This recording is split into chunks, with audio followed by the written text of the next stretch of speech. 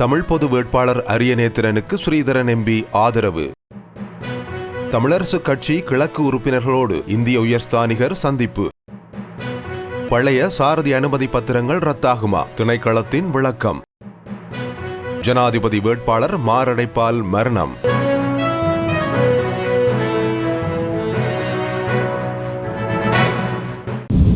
எதிர்வரும் ஜனாதிபதி தேர்தலில் தமிழ் பொது வேட்பாளர் அரியநேத்திரனுக்கு பூரண ஆதரவை வழங்குவதாக நாடாளுமன்ற உறுப்பினர் சிவஞானம் ஸ்ரீதரன் உறுதியளித்துள்ளார். நாடாளுமன்ற உறுப்பினர் சிவஞானம் ஸ்ரீதரனை யாழ்ப்பாணத்தில் உள்ள அவரது இல்லத்தில் தமிழ் பொது வேட்பாளர் அரியநேத்திரன் சந்தித்து கலந்துரையாடினார். சந்திப்புக்கு பின்னர் இருவரும் கூட்டாக ஊடகங்களுக்கு கருத்து தெரிவித்த போது தனது ஆதரவை ஸ்ரீதரன் எம்பி அறிவித்தார். இலங்கை தமிழரசு கட்சி என்ன முடிவை எப்போது எடுத்தாலும் தனிப்பட்ட முறையில் தனது ஆதரவு அரியநேத்திரனுக்கு அளிக்கப்படும். கட்சி என்ன முடிவை எடுக்கிறதோ எடுக்கவில்லையோ அது எவ்வளவு தூரம் எம்மை தள்ளப் போகிறதோ என்பதை தமிழ் மக்கள் தீர்மானிப்பார்கள். மக்களால் தேர்ந்தெடுக்கப்பட்ட மக்களின் பிரதிநிதியாக எனது ஆதரவு அரியநேத்திரனுக்கு அளிக்கப்படும். தமிழ் மக்கள் காத்திரமான ஒரு செய்தியை எதிர்வரும் ஜனாதிபதி தேர்தலில் வழங்க வேண்டும் எனவும் அவர் அழைப்பு விடுத்தார். இதன்போது கருத்து தெரிவித்த அரியநேத்திரன் தான் களமிறங்கும் சங்கு சின்னத்தை சிபாரிசு செய்தவர் ஸ்ரீதரன் எம்பி என தெரிவித்தார். மேலும் எதிர்வரும் ஜனாதிபதி தேர்தலில் தமிழர்கள் தமக்கான குறியீடாக சங்கு சின்னத்துக்கு வாக்களிக்க வேண்டும் எனவும் அவர் வேண்டுகோள் விடுத்தார்.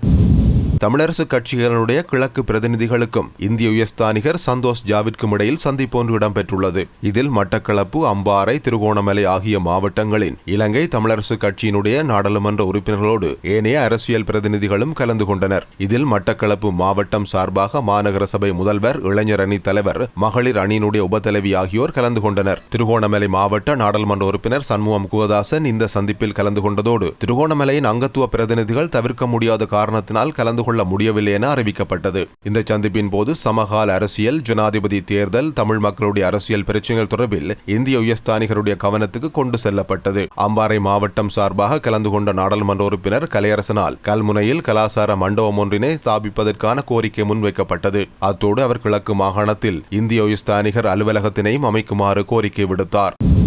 2009ஆம் ஆண்டுக்கு முன்னர் சாரதிகள் பெற்ற சாரதி அனுமதி பத்திரங்களை எதிர்வரும் 3 மாதங்களுக்குள் ரத்து செய்ய மோட்டார் வாகன திணைக்களம் தயாராகி வருவதாக வெளியான செய்தி தொடர்பிலான உண்மைகளை திணைக்களம் தெளிவுபடுத்தியுள்ளது. நேற்று இடம்பெற்ற ஊடகவியலாளர் சந்திப்பில் அந்த திணைக்களத்தின் ஆணையாளர் நாயகம் நிஷாந்த் அனுருத்த வீரசிங்க இதனை தெரிவித்துள்ளார். அதன்படி அவ்வாறான சாரதி அனுமதி பத்திரத்தை ரத்து செய்வது தொடர்பில் மோட்டார் வாகன திணைக்களமோ அல்லது அரசாங்கமோ கொள்கை தீர்மானம் எதையும் எடுக்கவில்லை என அவர் தெரிவித்துள்ளார். எனினும் போக்குவரத்து அமைச்சோடு ஆலோசித்து சாலை பாதுகாப்பு தொடர்பான சூழ்நிலையை கருத்தில் கொண்டு வாகன செலுத்துனர் உரிமத்துக்கு மதிப்பெண் வழங்கும் முறையை அமுல்படுத்தும் பணி தொடங்கப்பட்டுள்ளது என அவர் தெரிவித்துள்ளார். அதன்படி எதிர்வரும் 3 மாதங்களுக்குள் இந்த புதிய முறையை நடைமுறைப்படுத்துவது தொடர்பான அடிப்படை நடவடிக்கைகள் தற்போது உருவாக்கப்பட்டு வருவதாகவும் அவர் மேலும் குறிப்பிட்டார்.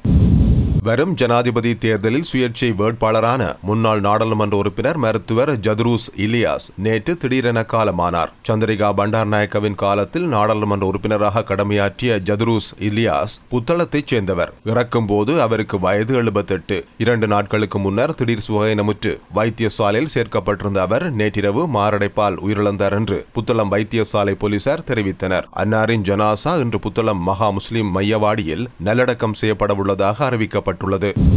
விமான நிலையத்தின் ஊடாக நாட்டிற்குள் பிரவேசிக்கக்கூடிய எம்பாக்ஸ் அல்லது குரங்கு அம்மை நோயாளர்களை இனங்காண்பதற்காக நாடளாவிய ரீதியில் தடுப்பூசி போடும் முகமே ஏற்படுத்தப்பட்டுள்ளதாக சுகாதார அமைச்சு தெரிவித்துள்ளது. அத்துடன் நோயாளர்கள் பதிவாகினால் அவர்களை தனிமைப்படுத்தி சிகிச்சை அளிப்பதற்கான வசதிகள் கொழும்பு தொற்றுநோய் நிர்வாகத்தில் ஏற்படுத்தப்பட்டுள்ளதாகவும் சுகாதார அமைச்சின் செயலாளர் வைத்தியர் பாலித்த மகிபால அறிவிப்பு விடுத்துள்ளார். இந்த நோயை எதிர்கொள்வதற்கான முன்னாயத்த நடவடிக்கைகள் மற்றும் பதிலளிப்பதற்கு தேவையான வழிகாட்டுதல்கள் சுகாதார நிறுவனங்களுக்கு வழங்கப்பட்டுள்ளதாகவும் இது தொடர்பான அறிவுறுத்தல்கள் அடங்கிய சுற்றறிக்கை அவர்களுக்கு அனுப்பி வைக்கப்பட்டுள்ளதாகவும் சுகாதார செயலாளர் வெளியிட்டுள்ள அறிவிப்பில் தெரிவிக்கப்பட்டுள்ளது.